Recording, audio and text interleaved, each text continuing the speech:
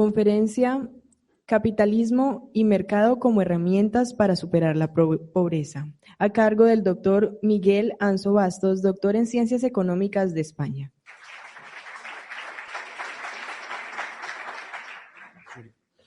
Muchas gracias señor vicerrector, señores decanos, queridos colegas. Primero, vamos a ver. Yo tuve un gran honor en mi vida, uno de los grandes honores que tuve en mi vida fue hablar en el convento de los dominicos de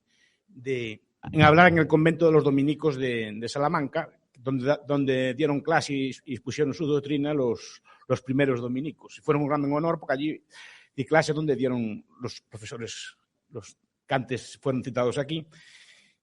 Y me complace enormemente que otra universidad de dominicos me vuelva a invitar a tan gran honor de hablar. Y además hablar de un tema que otro gran dominico, el padre Domingo de Soto, trató abundantemente, estableciendo en el siglo XVI un famoso debate sobre las leyes de pobres y sobre cómo tratar la pobreza. Por tanto, es un honor de nuevo y agradezco a los dominicos su confianza en invitar a este humilde profesor a hablarles, tanto al otro y del Atlántico como en esta. A ver, vamos. Yo, quería plantear un poco el tema de la pobreza, cómo se sale de la pobreza, cuáles son los mecanismos para salir de la pobreza y exponerlo de forma sucinta. Y después en el debate o cuando proceda, pues discutir si están de acuerdo conmigo o no. Esto tal como lo tenía planteado, es un simposio. Por tanto, yo voy a plantear una serie de teorías sin contrastar.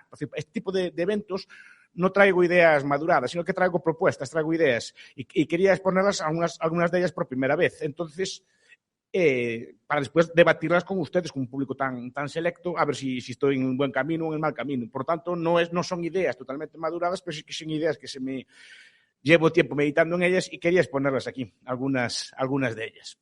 Entonces, primero, la pobreza. ¿Qué es la pobreza? La pobreza siempre es una medida relativa, no es una medida absoluta. Entonces, en ese aspecto hay que tenerlo en cuenta. La pobreza siempre es un concepto que se usa por comparación. Nosotros somos más pobres que o somos más ricos que, pero normalmente se entiende en ese sentido relativo, no en el sentido absoluto. En el sentido absoluto, es decir, una pobreza es decir, carencia de determinados bienes que se consideran indispensables para mantener un nivel de vida que se entiende correcto. En ese aspecto se entiende por pobreza absoluta. Pero normalmente cuando hablamos de pobreza, sobre todo en el nivel económico, estamos casi siempre hablando de pobreza relativa. O sea, de pobreza somos más pobres que Suiza, somos más ricos que Ecuador, somos tal, siempre hacemos ese tipo de comparaciones. Y yo creo que es un error. Creo que hay que centrarse más en la pobreza absoluta que en la pobreza relativa. Yo creo que hay que centrarse en la idea de que las personas tengan acceso a una serie de bienes, una serie de bienes de consumo, una serie de elementos, pues sanidad, elementos de sanidad, elementos de comida, de vivienda, etcétera, más que centrarse en si somos más o menos que otros, y más que centrarse en comparar unas personas con otras. Entonces, el primer consejo, los dos primeros caveats que voy a hacer antes de entrar, cuáles entiendo yo que son las soluciones que debe afrontar el mercado o la sociedad para eliminar este problema de la pobreza absoluta. La pobreza relativa nunca se va a poder abolir. Pues en esta clase, en este auditorio, por fuerza hay el más rico y por fuerza hay el más pobre. Eso no quiere decir que el más rico sea muy rico ni que el más pobre sea muy pobre, pero si empezamos a sumar con contabilidad detallada la riqueza de cada uno de nosotros, en esta aula hay el más rico y en esta aula hay el más pobre. Y en esta aula el 10% más rico y en esta aula el 10% más pobre. Eso no se puede evitar en cualquier situación del mundo, por muchos factores, por edad, porque son jóvenes ustedes y los más viejos normalmente tendemos a ganar más por razones vitales, por razones de que unas personas escogen unas profesiones más remunerativas que otras, a cambio tienen que trabajar más duro y otras personas en cambio escogen profesiones más cómodas o más demandadas y ganan menos. Pues forma parte de la libertad vital, la libertad de escoger su propia vida incluye también aceptar la responsabilidad de que unas personas van a ganar más y otras menos, van en las elecciones que nosotros hacemos. Entonces, eso no va a poder ser nunca eliminado. Es decir, la pobreza relativa siempre va a existir. Y repito, habrá un 10% más rico, un 10% más pobre, etcétera, etcétera. Eso no puede. Y en la tierra también habrá el país, por fuerza, habrá el país más rico de la tierra, si empezamos a sumar hasta el céntimo la riqueza de cada uno, y habrá el país más pobre de la tierra. Lo que me importa a mí es que el país más pobre de la tierra no sea pobre, en términos absolutos. No que sea el más o el menos, porque eso no va a poder evitarlo. Entonces, lo primero que hay que evitar, en mi opinión, el primer caveat, o la primera advertencia que quiero hacer es que para crecer, desarrollarse, hay que poner a un lado la estadística. La estadística, el gobernador de Hong Kong dijo una vez muy sabiamente, cuando estaba Hong Kong empezando a desarrollarse, como saben ahora es un país que empezó siendo, es un pedazo de piedra, una roca que está en el océano, ahora es uno de los países más ricos del mundo. El gobernador de Hong Kong, cuando empezó a desarrollarse en los años 50, dijo, no quiero saber nada de estadísticas, porque si empezamos con estadísticas, empezamos ya con un montón de peticiones, porque aquel sector crece, yo no crezco, yo quiero recursos para crecer como el otro, y quiero ser como el otro, y aquel me creció más. No, deje crecer, deje hacer. Y creció. Porque si empezamos ya a decir, no, es que el sector del acero crece y el sector del algodón no crece tanto y el sector de la industria agromecánica crece, y no, ya empezamos a querer que repartan los fondos unos con los otros, ya empezamos con presiones, ya empezamos, hay que poner un arancel, hay que poner una intervención, hay que hacer una serie de medidas para proteger. No, deje crecer. Y ya saldrá. Ya saldrá. Es decir, no se puede saber cuál es el sector que va a crecer, nunca se puede saber dónde se va a desarrollar un país. Eso no se puede saber a priori. Querer planificarlo, querer usar esas herramientas para predecir el futuro es arrogancia intelectual, como diría el viejo Hayek. Es decir, es una idea de pretensión de conocimiento, de pretender que podemos conocer las condiciones futuras de un país. Entonces, el primer caveat es, olviden las comparaciones, trabajen ustedes, dedíquense a lo suyo, hagan lo mejor que puedan en sus trabajos, pero dejen de compararse con los demás. Es un error, porque si no, se comete otro error, que es querer imitar lo que hicieron otros. Y cada persona tiene su forma de desarrollarse, igual que una persona no puede imitar exactamente lo que hace otra.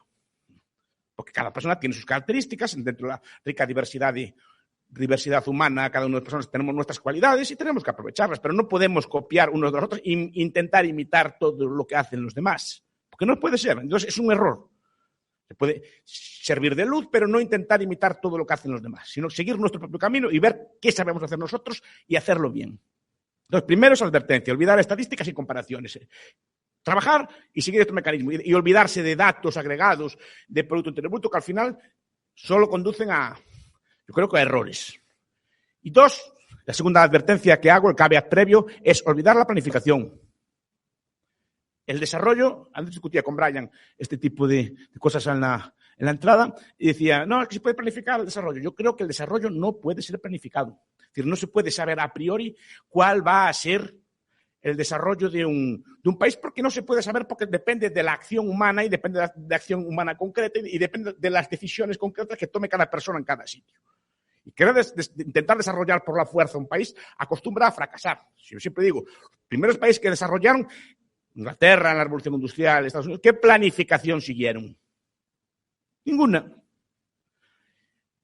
Determinaron por plan qué sitios tienen que desarrollarse, pues no. Salieron Manchester, que fueron los primeros sitios que se empezaron a desarrollar así a eliminar la pobreza de forma masiva a nivel mundial. ¿Por qué? Porque había carbón allí, por una serie de casualidades, tenía un puerto bueno y tal, una serie de cosas, y empezó a desarrollarse allí esa industria, y después se extendió. Porque otra cosa que hay que tener en cuenta, lo que hay que explicar nunca es la pobreza, es la riqueza. Lo extraño en la humanidad es la riqueza, no la pobreza. Es decir, el ser humano vivió siempre todos los 50, 100.000, 150.000 años, o sea, en condiciones de pobreza absoluta, con hambrunas cada 20 o 25 años. La condición humana fue siempre de pobreza. Solo desde hace 200 años más o menos empezó el ser humano a eliminar a gran escala la pobreza absoluta y empezó en unos pequeños sitios y se fue extendiendo como una mancha de aceite. Entonces, lo que hay que explicar es qué hicieron esos países, cómo se desarrollan esos países y no lo contrario. No explicar la pobreza como algo raro, sino explicar la riqueza y qué hay que hacer para la riqueza. La riqueza, señores, en términos absolutos siempre, es algo frágil. Se puede destruir fácilmente, muy fácilmente. Entonces, hay que tener en cuenta estos factores. Entonces, olvidar la planificación, olvidar las estadísticas. El desarrollo no puede ser planificado. No se puede saber qué sectores van a desarrollarse. Contaba antes al doctor Martínez, cuando venía para aquí, que yo tenía en la universidad, cuando yo era como ustedes, tenía un profesor muy bueno. Lo tenía y lo tengo por un profesor muy, muy competente. Y nos explicaba a los jóvenes de aquella cómo iba a ser, pues, Galicia, que era nuestro estado de allí de España, cómo iba a ser dentro de 20 años. Nos decía, bueno, pues no sé qué tal. El textil no. Textil no, es un gran planificador, fue director general de industria y fue muchas cosas después. Pero decir, El textil no, porque el textil van a venir los chinos y van a competir más barato, no. Entonces no sé qué empezaba allí a hablar de I+D+I, más spin-offs y cosas de estas así, que hay cosas así modernas, que hay combinación del conocimiento, el talento, la universidad. No sé, empezaba a hablar de estas cosas que les gustan mucho así a los técnicos y explicaba allí tal, no sé qué de la cerámica, no sé qué de las biotecnologías, no sé qué del mar, cultivar allí algas y no sé qué hacer con ellas y tal. ¿Cuál es el primer sector de Galicia hoy? Con bastante diferencia. El más próspero y el más tal. El textil. ¿Quién contaba con eso? Nadie. ¿Quién contaba que iba a multinacionales, una de las más grandes multinacionales textiles del mundo, como Inditex, del grupo Zara, que es una de las multinacionales más grandes del mundo, iba a aparecer en Arteixo, que es un pueblo de Coruña? ¿Quién lo conoce bien vuestro decano, el señor Pérez Soto? ¿Quién iba a decirlo? Nadie. Pues salió un señor allí que sabía hacer ropa, punto. Y salió allí porque le salió el señor allí. Saliera en León o en Bucaramanga, estaría en Bucaramanga el textil. Lo que hay que darle son los medios, o sea, los medios no, las instituciones o las libertades o la forma de hacer que el señor pudiera prosperar. Pero te puede salir en Bucaramanga un industrial del acero, un industrial de la electrónica. No hay por qué. No hay un sitio a priori que diga dónde tienen que salir las cosas. Si cogeremos al planificador, diría, industria textil, no, hay que hacerlo que sea en Zaragoza porque allí la logística es mejor para transportar. Pues no. Salió en un sitio bien excéntrico. Y después, a partir de ahí, pues critico el planeamiento, se crearon las infraestructuras. Porque la gente piensa, no, primero le hacemos un marco, creamos carreteras, infraestructuras, centrales eléctricas, puertos, compañías de gas y tal, y así se desarrolla. No. Primero se desarrolla la industria y después viene el resto, que es como se hizo una revolución industrial y como se hace en España. Primero aparece la industria allí y después rápidamente ya hay conexiones con el puerto, se crean ferrocarriles, ya la propia empresa financia el ferrocarril, financia incluso un aeropuerto comercial para trasladar bienes y así. Es primero la industria y después el desarrollo. Pero la gente no, hacemos una serie de carreteras, hacemos una central con Cúcuta, una carretera de 6 carriles por lado y hacemos allí una central de gas y sale. No tiene por qué salir. A lo mejor en Cúcuta lo que tiene que salir en Bucaramanga es una industria del tornillo, una industria del acero o de la mermelada. Nunca se sabe, del perfume. Nunca se sabe. Depende de la habilidad que tenga alguno de ustedes o lo que cree alguno de ustedes. Lo que pasa es que si alguno de ustedes tiene capacidad de crear, hay que dejárselo. No hay que agobiarlo con impuestos, ni con regulaciones, ni con trabajo. Dejarlo hacer y ya verá como Bucaramanga y todo propera, porque todos ustedes son inteligentes, todos ustedes tienen capacidades. Entonces, primero, esas advertencias. Después, ¿qué requisitos veo yo, en mi opinión, para crear una sociedad en la cual la pobreza absoluta sea eliminada y en la cual las personas tengan medios, tengan bienes y puedan disfrutar de una vida cómoda y cubrir sus necesidades vitales, sean estas cuales sean? Pues hay un factor que es principal. Ayer lo comentaba en la clase con algunas personas. El capital. Capital físico, capital humano. Los dos. Cuando hablo de capital, hablo de que una sociedad tiene que generar y solo se genera a través de una cosa, del ahorro de las personas, de los individuos y del ahorro de las empresas, pero básicamente de ahorro. La clave de la riqueza, la clave de la capitalización es gastar siempre menos de lo que se gana. Esa es la clave de la riqueza. Ser capaces de sacrificarse y vivir siempre un poco por debajo de las posibilidades de uno. Ese ahorro es lo que nos va a dar riqueza a largo plazo, bien sea porque ese ahorro después es el que permite financiar carreteras, el que permite financiar ferrocarriles, el que permite financiar industrias, el que permite financiar infraestructuras como centrales eléctricas, de gas, etc. Pero primero hay que ahorrarlo. Ayer les contaba el ejemplo de Robinson del palo. Si Robinson no ahorra, no tiene palo, y si no tiene palo, no puede producir cocos. Pero primero tuvo que ahorrar para hacer el palo. Pero desde el momento que tiene el palo en la mano, su productividad se incrementa muchísimo.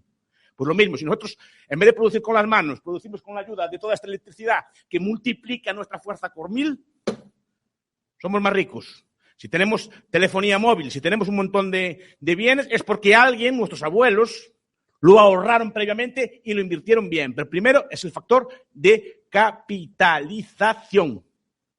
Y es una cosa que se olvida muchas veces. Piensa que la riqueza es así.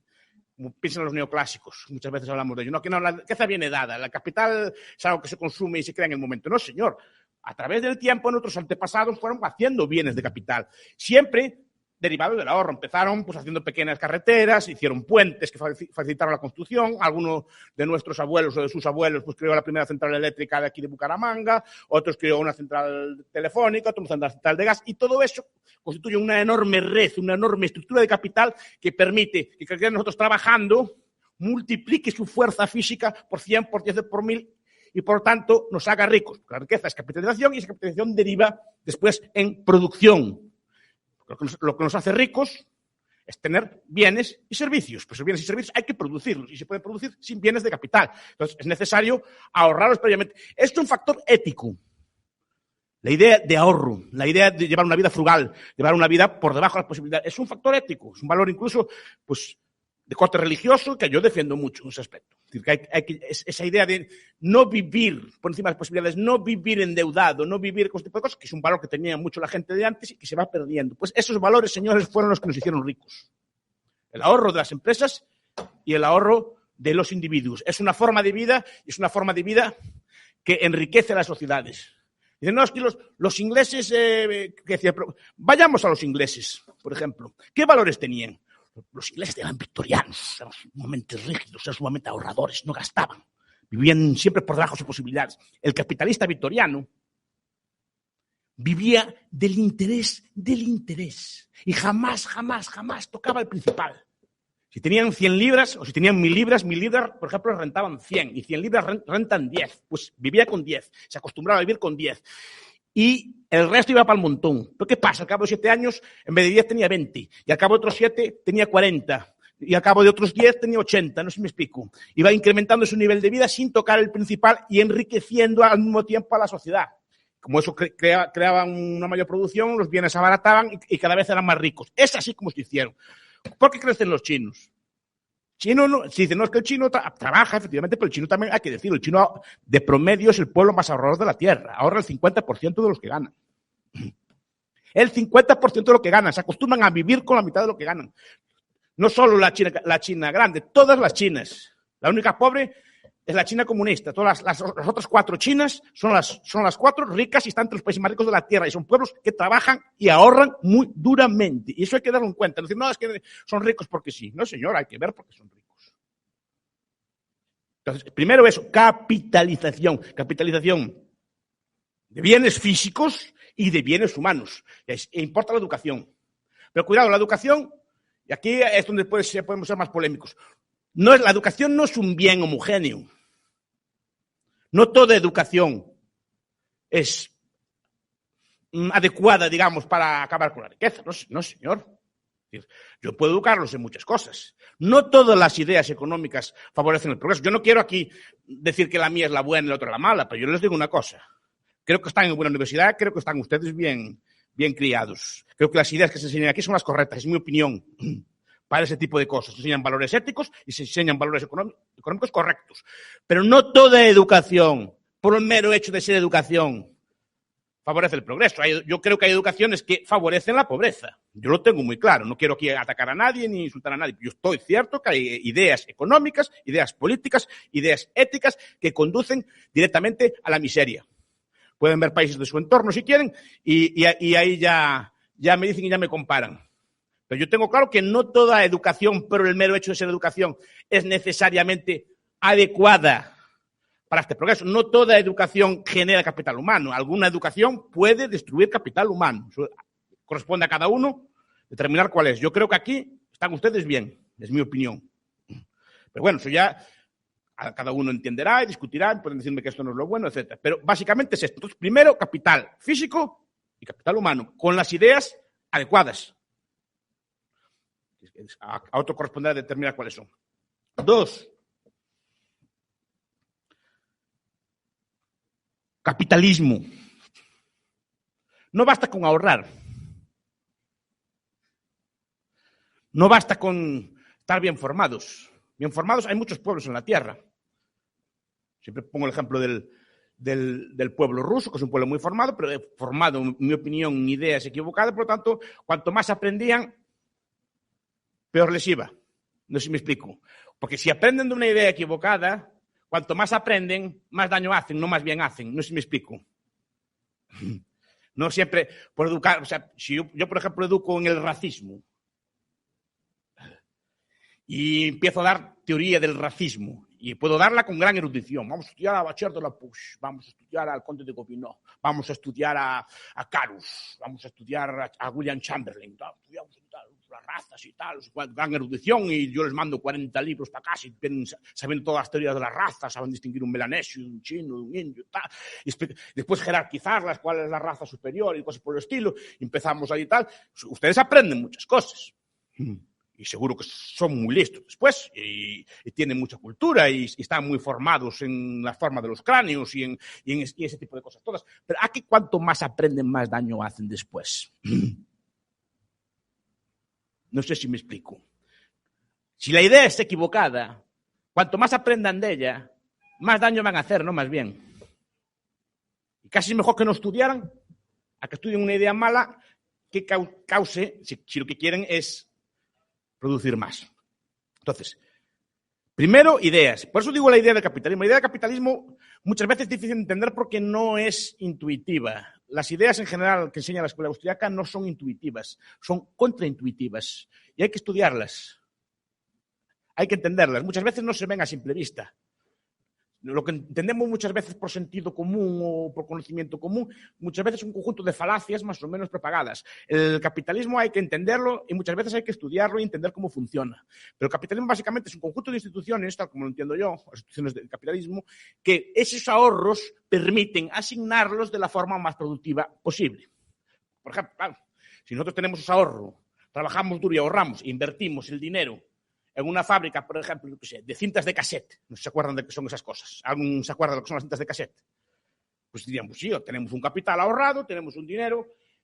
¿Cómo garantizar que ese ahorro, que ese capital está bien invertido, está invertido de la forma más correcta posible? Solo hay una forma, instituciones capitalistas. Instituciones capitalistas que son precios y cálculo de beneficios y costes, de beneficios y pérdidas. Es decir, el beneficio es una cosa fundamental y el sistema de precios también. Es decir, el precio es una señal. Nos dice, vayan para aquí. ¿Por qué? ¿Por qué hay que hacer? ¿Por qué tenemos que plantar plátanos y no duraznos? El precio nos dice, mira, el durazno está caro y el plátano está barato. Hay que invertir en durazno. Así nuestra tierra se valoriza y nuestro trabajo está mejor pagado, etc. Entonces, la producción se encamina al uso mejor que tiene en cada momento, con el precio y con el beneficio. Porque nadie sin sano juicio se le ocurriría, pienso yo, a día de hoy, que no es imposible en el futuro que se mejore la cinta de cassette y se haga un producto nuevo con ella, lo que sea. Pero a día de hoy, por ejemplo, o un miriñaki, que es un tipo de faldas que llevaban nuestras abuelas, ¿no? Es decir, ¿por qué no hacemos eso? Porque, miren, dirán, una empresa que haga miriñakis, una empresa que haga cintas de cassette, se ve en la bolsa, que es una institución, o se ve en la cuenta de resultados de la empresa, que aquella empresa pierde dinero. Entonces, el dinero invertido en esas cosas es perdido. Y el dinero gastado, yo qué sé, por ejemplo, en acciones de empresas de estas de Google o de Facebook, cosas por el estilo, es ganado. Por tanto, yo digo, el capital ahorrado en cada momento tiene que ser asignado al mejor de los usos posibles. Eso solo podemos saberlo con instituciones capitalistas. No hay ente humano centralizado, no hay ente de planificación central, no hay Estado en la Tierra que sea capaz de asignar correctamente esos recursos a sus mejores usos posibles. No hay forma. Solo puede saber un ente descentralizado como es el mercado. Solo puede saberse desde ese punto de vista. Entonces, el capitalismo es la siguiente función. Es decir, hay que tener instituciones capitalistas que asignen esos capitalistas, también, es decir, no es nada malo. Normalmente se usa como algo peyorativo, como un reflejo del neoliberalismo salvaje que nos azota.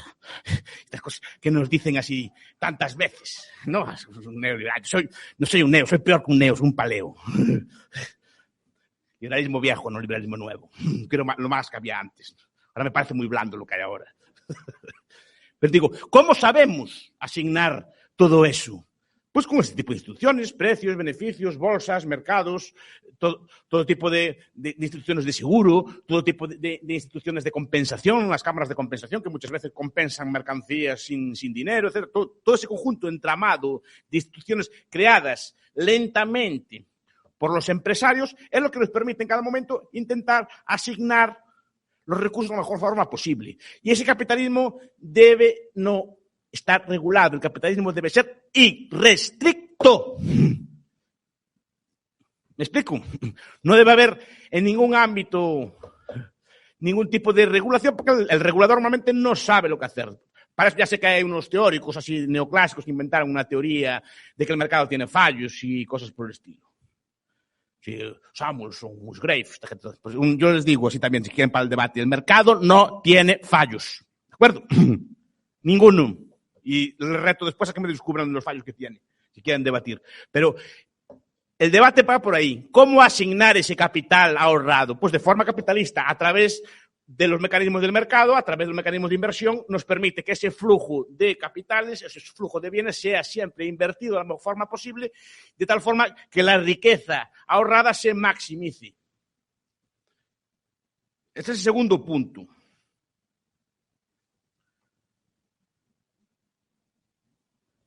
Trabajo. Esa es otra cuestión de ética. La ética del trabajo. Ya es lo que intenta el capitalismo es disminuir el trabajo, pero es bueno tener una ética social, una ética de cómo invertir nuestra vida, de cómo trabajar, de cómo producir. Y es una ética del trabajo, en el sentido de que hay que ser serios en los pactos, hay que llevar una vida frugal y una vida ordenada. Normalmente, Hayek lo decía con mucha razón. Cuando ustedes miren los 10 mandamientos, sean o no creyentes, pero miren los 10 mandamientos, por ejemplo.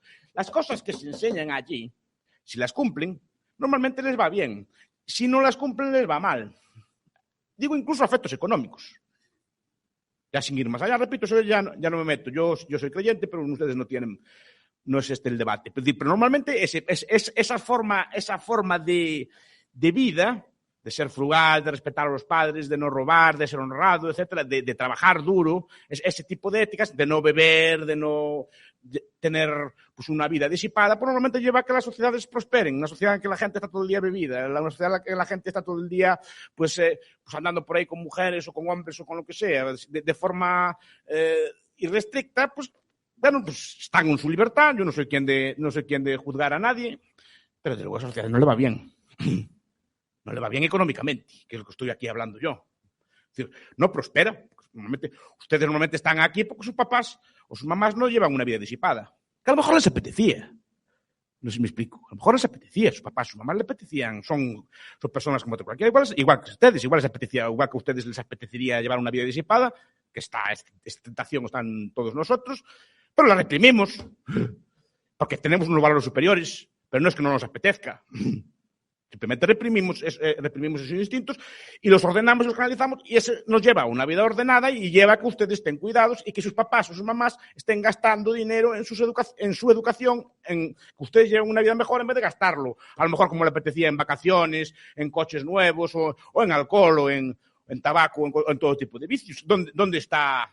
Igual les apetecía, pero ellos no, como tienen unos valores y una ética, solo trato de que esa ética y esos valores ustedes los sigan. Y esa ética y esos valores de trabajo duro. Además, el trabajo duro evita buena parte del consumo, nos enseña una disciplina, nos enseña un factor también que es fundamental. La idea de acostumbrarse a preterir el consumo, o preterir, digamos, la satisfacción de las necesidades.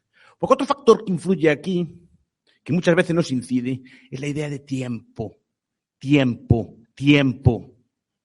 La idea de preferencia temporal, que es un factor que también tiene que ver con todos estos, pero que es un factor central a la hora de que una sociedad progrese. Una sociedad progresa y se civiliza en la medida que restringe el tiempo. Es en el sentido de que es capaz de sacrificar los placeres inmediatos por placeres futuros superiores. En la medida que es capaz de sacrificarse, domesticarse y gobernarse a sí mismo y evitar, digamos, el malgasto. Es el mítico experimento que le ponen al niño un caramelo hoy o 2 dentro de una semana. ¿Cuál es el que prospera? ¿Ustedes qué creen? ¿Cuál creen? el de una semana. El que es capaz de posponer sus sacrificios o controlarse a sí mismo y domesticarse, ese es el que prospera. Y una sociedad solo puede prosperar en la medida que domestique el tiempo, porque ahí está en última instancia el valor ético. En la medida, primero, como le gusta decir al doctor Martínez, es decir, no es una cuestión de Papá Noel, no es una cuestión de que tengamos que tener todos derechos, que nos tengan que mantener, es una cuestión de ética, es decir, mira, tenemos que salir adelante nosotros solos, nadie nos tiene por qué ayudar, salvo que estemos tirados en la calle sin comer o en un estado de inconsciencia, pero tenemos que salir nosotros y nadie tiene que trabajar por nosotros, no tenemos ningún tipo de derecho. Una sociedad que tenemos que trabajar y sacar nosotros adelante, a nuestra familia, a nuestros hijos y a nuestros mayores. Pero no tiene que venir ningún político, ninguna persona a decir que él nos salva. Es deber nuestro y es un deber moral, de primera orden. En el medida que tengamos esos deberes y tengamos esa represión del tiempo, la sociedad prospera. Pero toda ella en conjunto. Sentido que una persona que reprime sus instintos, que reprime su tiempo, que es capaz de, digamos, retrasar eso, es una persona que es capaz de ahorrar, el ahorro en última instancia es eso, y que genera una serie de instituciones útiles. En consecuencia, y ya para acabar, hay 3 factores importantes: capitalismo, ahorro, trabajo y tiempo. Esos factores combinados son los que hacen una sociedad rica y próspera. Repito, olvídense de comparar con los demás. Piensen básicamente en ustedes mismos cómo puede hacer usted mejor y ya verán cómo todo va bien. Pero olvídense de ningún tipo de plan o de que haya algún tipo de fórmula mágica que pueda hacer una sociedad prosperar. Si hubiera esa fórmula mágica, ya sería usada en muchos países de la Tierra. Y es como esa fórmula no existe y solo existe lo que digo yo, en mi opinión, muchos países no salen de pobres. ¿Qué pasa? Que las medidas que digo yo son duras. Y muchas sociedades modernas no son capaces de llevarla a cabo, porque muchas sociedades modernas no son capaces de sacrificarse, de vivir por debajo de sus posibilidades, de trabajar duro.